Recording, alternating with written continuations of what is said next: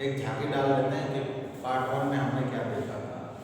हम ज़्यादातर देखे थे कि राम प्रसाद बिस्मिल और उनकी माता के संदर्भ में, उसकी दादी के संदर्भ में, उसके पिताजी के संदर्भ में, और जहाँ पर जो राष्ट्रवादी कांग्रेस की जो नई संस्थान वहाँ पर खोली थी उससे वो राम प्रसाद बिस्मिल जुड़ने वाले थे, और किसी कारणवश वो जुड़ जाते हैं। जुड़ने के बाद वो देश सेवा में संलग्न हो जाते हैं।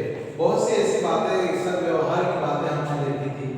जीवन निर्वाह करते समय माँ का क्या योगदान रहता है। बच्चा यदि उड़न हो जाता है, बदमाशी करता है, तो माँ उसको किस प्रकार अच्छा बनाती है, और जाने अनजाने में कोई गलती हो जाती है तो माँ उसको किस प्रकार तसल्ली अर्थात सांत्वना देकर अपने बच्चे को अच्छे रास्ते पर लेकर चले जाने की कोशिश करती है। यह बात हमने देखी थी। तो आज हम पेज नंबर 36 और सेकेंड लास्ट पैराग्राफ देखेंगे। जन्मदात्री जननी, मैंने शुरू में ही कल भी बताया था कि जन्मदात्री अर्थात जन्म देने वाली, दात्री अर्थात माँ, जन्म देने वाली माँ। जननी, जननी का मतलब होता है पालना करने वाली। मात्र जन्म ही नहीं देना बल्कि जन्म देकर उसका अच्छी परवरिश करना अर्थात जननी। इस जीवन को तो तुम्हारा ऋण उतारने का प्रयत्न करने का भी अवसर नहीं मिला। राम प्रसाद बिस्मिल कहते हैं अपनी मम्मी से कि यह जो जन्म आपने दिया, आपने मेरी पालना की, आपने मुझे बड़ा किया, पर इस जन्म में आपका ऋण अर्थात कर्ज उतारने का मुझे मौका नहीं मिला, अवसर नहीं मिला। इस जन्म में तो क्या, यदि मैं अनेक जन्मों में भी सारे जीवन प्रयत्न करूं तो भी तुमसे ऋण नहीं हो सकता है, और आपका कर्जा अदा करने के लिए मैं भले दूसरा जन्म नहीं लूंगा और दूसरे जन्म लेकर मैं आपका कर्जा उतारने की कोशिश करूंगा तो भी यह मैं कर्जा नहीं उतार पाऊंगा।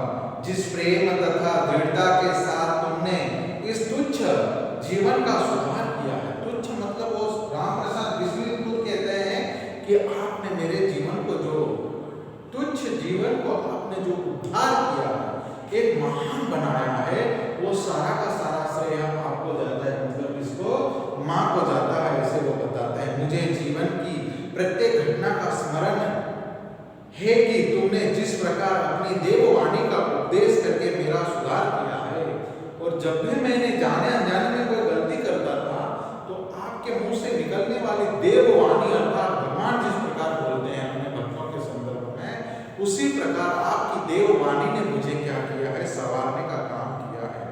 और आपका उपदेश जो था मैं कभी गलत नहीं समझता था। जो कुछ शिक्षा मैंने ग्रहण की उसका श्रेय तुम्हीं को है, और आज मैं शिक्षा अर्जित की और अर्जित करने के बाद आज मैं यह स्थिति में हूँ, उसका सारा श्रेय आपको जाता है। जिस मनोहर रूप से तुम मुझे उपदेश करती थी उसका स्मरण कर तुम्हारी मंगलमयी मूर्ति का ध्यान आ जाता है, और जब भी माँ आप मुझे भली भांति अच्छी घटनाओं का रूबरू दर्शन कराती थी, अच्छी बातें मुझे सिखाती थी, तो मुझे उन घटनाओं को याद करके आपकी वो मूर्ति मेरे आंखों के सामने खड़ी हो जाती है कि आप मुझे कैसे बोलती थी, कैसे समझाने की कोशिश करती थी। जिस मनोहर का रूप मुझे देखकर अत्यंत आनंदित हो जाता हूँ। यदि मैंने दृढ़तापूर्वक उत्तर दिया तब तुमने प्रेम भरे शब्दों में यही कहा कि तुम्हें जो अच्छा लगे वो करो, किंतु ऐसा करना कठिन ठीक नहीं है, इसका परिणाम अच्छा नहीं होता है। अक्सर बच्चे जाने अनजाने में अपने मन की बात सुनते हैं, मन के आगोश में आकर, अपने विचारों के आगोश में आकर जो जाने अनजाने में अनबन कुछ ऐसा कार्य कर लेते हैं।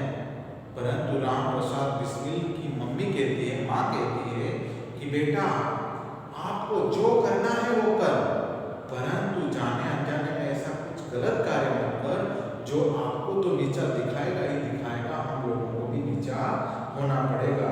जीवन दात्री तुमने इस शरीर को जन्म देकर केवल पालन पोषण ही नहीं किया, बल्कि आत्मिक, धार्मिक तथा सामाजिक उन्नति में तुम ही मेरे सदैव सहायक रही है।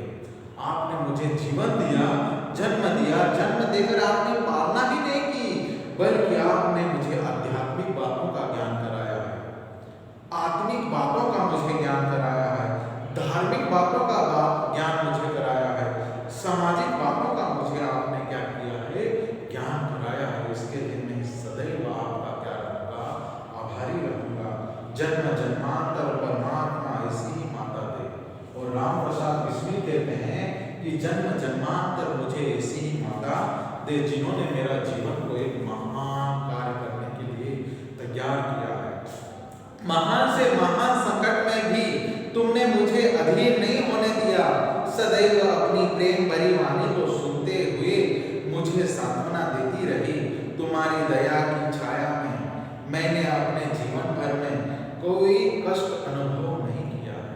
आपकी छत्र छाया में जब भी मैं रहा तो मुझे जीवन के संदर्भ में कोई भी कष्ट मुझे नहीं आने दिया। हे मंगलमयी माता, आप धन्य हो। इस संसार में मेरी किसी भी भोग विलास तथा ऐश्वर्य की इच्छा नहीं रही। राम प्रसाद बिस्मिल भी कहते हैं कि इस संसार में मैं जैसे आया तो भोग विलास ऐश्वर्य की कोई कामना मेरे अंदर नहीं रही। केवल एक इच्छा है, यह इच्छा एक बार श्रद्धा पूर्वक तुम्हारे चरणों की सेवा करके अपने जीवन को सफल बना लेता। राम प्रसाद बिस्मिल कहते हैं कि माँ, आप बस कभी एक बार आपके चरणों की सेवा में करूं, आपके चरणों की धूल अपने माथे पे लगाऊं, वही मेरा जीवन क्या हो जाएगा, सफल हो जाएगा या सफल बना लेता। किंतु यह इच्छा पूर्ण होती नहीं दिखाई देती है, परंतु यह इच्छा जो है वह पूर्ण होती नहीं दिखाई दे रही है। मेरी मृत्यु की दुख भरी खबर सुनाई जाएगी। माँ, मुझे विश्वास है कि तुम यह समझ कर धैर्य धारण करोगी। तुम्हारा पुत्र माताओं की माता भारत माता की सेवा में अपना जीवन को बलि दे रहा है।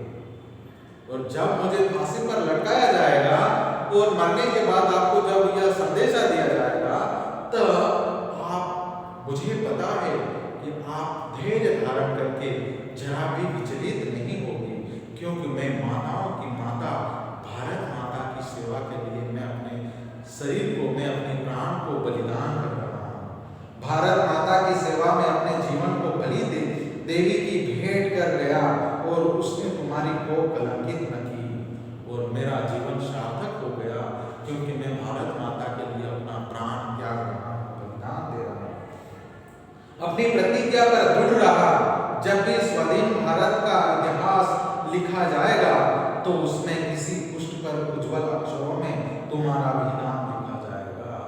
और जब मेरे बारे में कुछ लिखा जाएगा तब माँ, आपका भी उसमें नाम उड़ेदा जाएगा। इतिहास के पन्नों में आपका भी नाम उसमें रखा जाएगा। जब स्वाधीन भारत का इतिहास लिखा जाएगा तो उसमें किसी पुष्ट पर उज्जवल अक्षरों में तुम्हारा भी नाम लिखा जाएगा।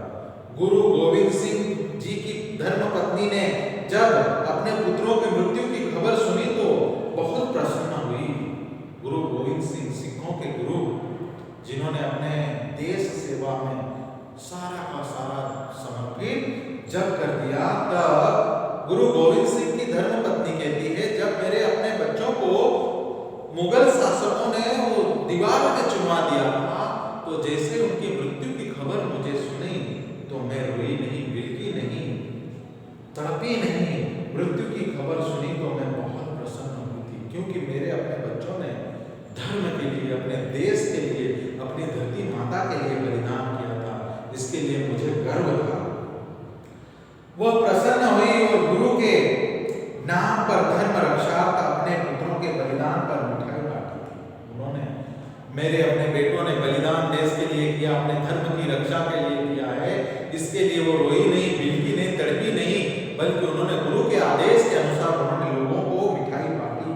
जन्मदात्री वर दो तो अंतिम समय भी मेरा हृदय किसी प्रकार विचलित न हो। हे माता, हे जननी, हे जगत दात्री, आप मुझे ऐसा वरदान दो कि मृत्यु के अंतिम क्षण में भी मैं जरा भी विचलित नहीं हूँ या विचलित नहीं होगा।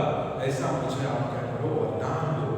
चरण कमलों को प्रणाम कर मैं परमात्मा का स्मरण करता हुआ शरीर त्याग करूं और आपके चरण स्पर्श करके परमात्मा को याद करके, उस ईश्वर को, उस अल्लाह को याद करके मैं क्या करूं, अपना प्राण त्यागूं।